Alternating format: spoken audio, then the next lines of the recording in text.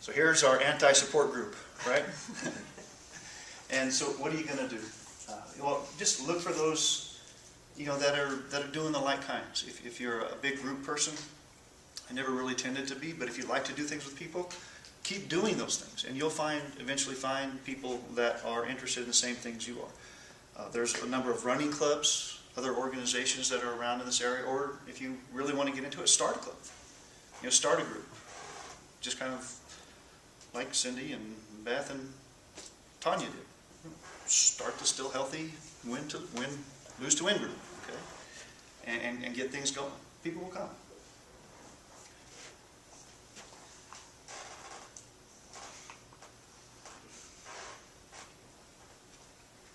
It's also important that you find people that are of like kind, if you will, to help keep it growing and keep it comfortable. You might get these folks that are a little bit too intense, or folks that really don't care. And if you can kind of gel together with a group, that seems to be more helpful and going on. People that have similar interests, similar likes, these types of things. I find that a lot with kids, especially when I'm working with kids, that you get kids that are similar in nature together, they tend to have more fun and do things more often. And with more intensity. They like it.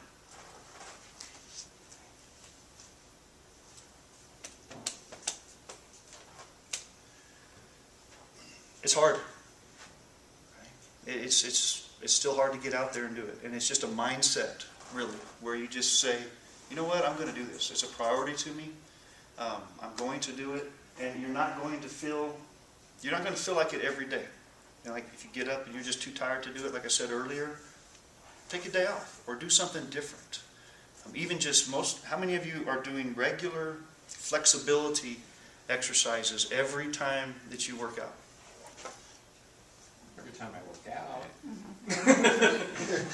But are you focusing on flexibility, or is that flexibility coming from just doing the things you do? And I make sure I stretch afterwards. Okay. So if you're going to, definitely after is what I recommend. Light warm-ups, really not stretching before you're warm. Light warm-up to get things going. If you're going to stretch after. But if you don't feel like doing the actual physical activity, if you will, the exercise, do something. And focus on that flexibility for the day. Maybe do some other things that are less intense, but where you're still not just sitting there doing nothing. Something we've started on our area up there with our cube group, and this was Tressa's idea, is about every hour one of us tries to remember to say, okay, it's time to stretch, and we just do some quick stretches. Cool. Set it in your calendar, on your Google Calendar, where like every hour, the little thing will pop up and it'll tell you stretch, and you'll be like, oh. It's popping up, but it'll remind you. It's kind of, there were some programs in the early 80s that people were trying to sell that did that corporate-wide, where they would pop up on screen and tell everybody to do the little dance, the office dance or something like that. But it was really cool. It got people up and got them moving. And not only that, but those hourly stretches or those planned stretches during the day tend to prevent a lot of things that we get, like back pain, carpal tunnel syndrome, shoulder stiffness, neck stiffness. That if we do those types of stretchings throughout the day, that stuff pretty much goes away. And so that's a really good idea. It was Tressa's idea. Because we all sit at our computers for too long without doing something else. And so we're trying to remind each other if somebody notices it's about on the hour. And think about how you sit at your computer too. Is it like this, or are you up like this? And for the most part, we're all in bad posture while we're sitting there. And so keep an eye on how you're doing things. Okay. I love the new energy drink commercials for those little 5-hour shot things, because they show these big cans of energy drinks, if you will, and they show the person who keeps drinking them getting larger and larger and larger and larger and larger. I don't necessarily like the product, I just like the concept behind what they're doing, and that caffeine and sugar's extra calories in the drinks, empty calories, no nutrient value at all. And caffeine lasts for about 2 hours. Well, so does the sugar. So it's 2 hours and then okay? And then 2 hours, and then wham, okay? Versus getting out, moving around a little bit, kind of increasing your level of alertness. We're sitting there doing nothing. Our sympathetic system kind of shuts down. We become less alert. We become sleepy. You get up and move around. It activates a little bit. We become more alert. Feel a little bit refreshed. Unfortunately, I can't tell you that by getting up and moving around, you get more blood to your brain. It doesn't happen. The brain gets the same amount of blood flow whether you're sitting there or whether you're exercising. It's very particular. But you will feel like you're getting more moving around and more alert. Okay? So watch out for those caffeine and those sugar drinks. Not so good. This is the hardest thing for me. I really hate going to conferences now.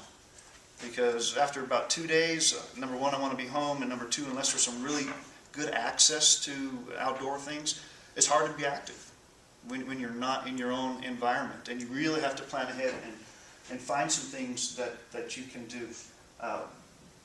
Best thing that works for me, bring my shoes. I can always get out and walk. It's usually in a city where we are usually. And you can always get out and walk around and move around. So at least can do that moderate to easy activity every day. Anybody else have that issue when you're traveling? How about your vacations? When you take a vacation, how do you plan your vacation? Do you plan it around activity or around food? Or around these types of things? One of the worst vacations for my health I ever took was a cruise that my mother-in-law paid for everybody, and food was available 24 hours a day on the cruise ship. And they had midnight smorgasbords of different things. Man, I came back with 4 pounds of myself that I didn't go with. And so it was, how do you plan your vacations? That's an interesting thought. It's called a vacation. I'm allowed. All right. But, a number of these things I've tried, and I still find that as long as I've got my shoes, I can get out and do something, whether I've got access to a weight room, a pool, or anything at all. And the other things, I can do when I get back. I'm usually not gone for more than a week. And so we can kind of manage in that time. All right, so here's our challenge. We've talked about this all the way through, and that's it. So anything else that you want to add or share with the group?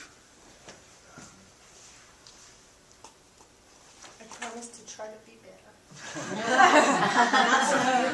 That's on camera. She realized that.